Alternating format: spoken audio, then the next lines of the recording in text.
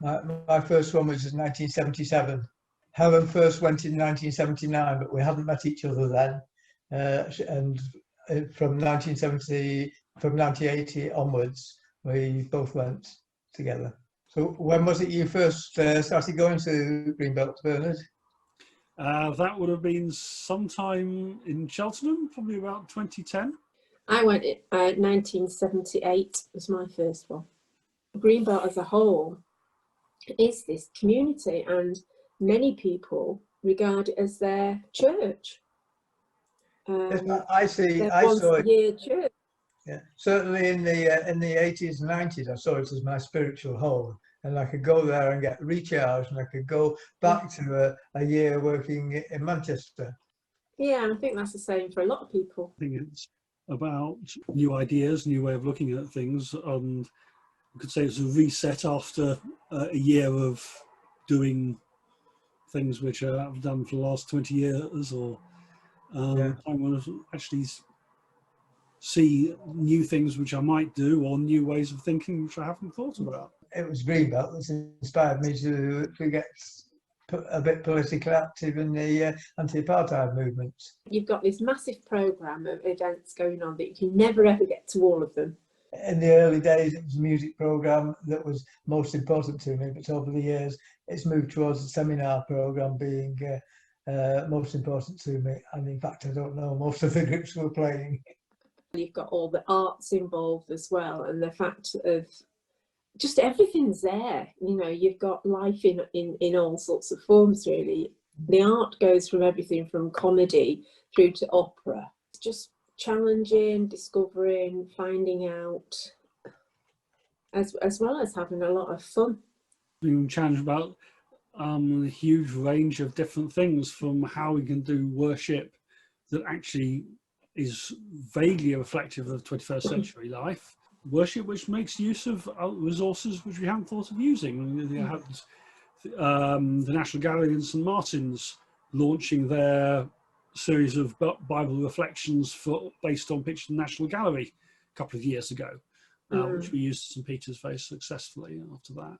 I always like the diversity you can get in the worship as well, because you have everything from Catholic Mass to the Goth Eucharist to the St Hilda's community, Iona community. We've had people from all different types of worship, the Forest Church doing services in the outdoors and appreciating the sort of God in nature as well. The communion service on the Sunday morning is a big pivotal moment for a lot of people that go to Greenbelt, isn't it? And it's been such a range of ideas for it. Yeah, its focus now is more on social justice, and it has a very powerful voice.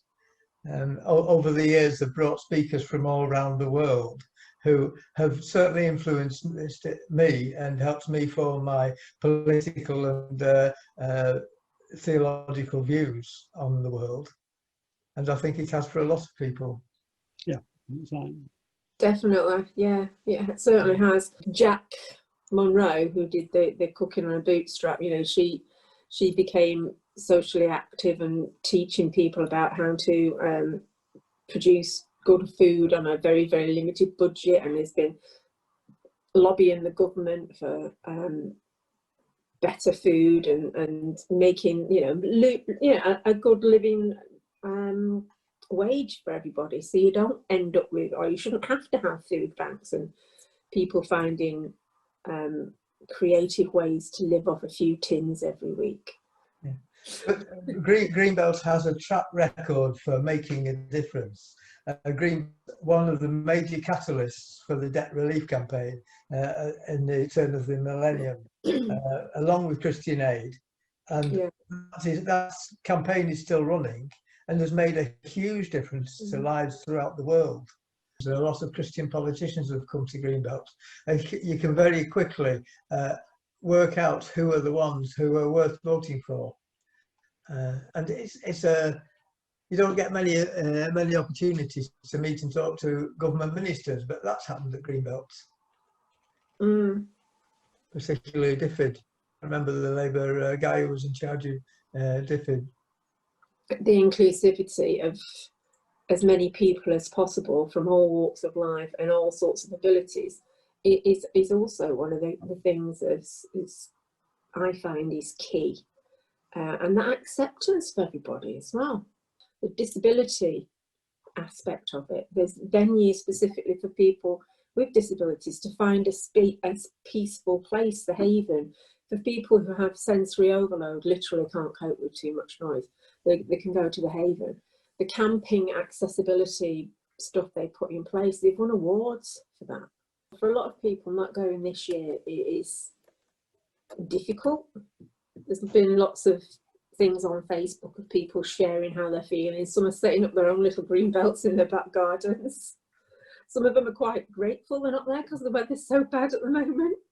I think we might have dodged a bullet weather-wise in that respect this year. It's this community, and what we'll miss is not meeting those people. We perhaps only meet once a year, but you meet them at that one point in the year, and it's like you've never been away.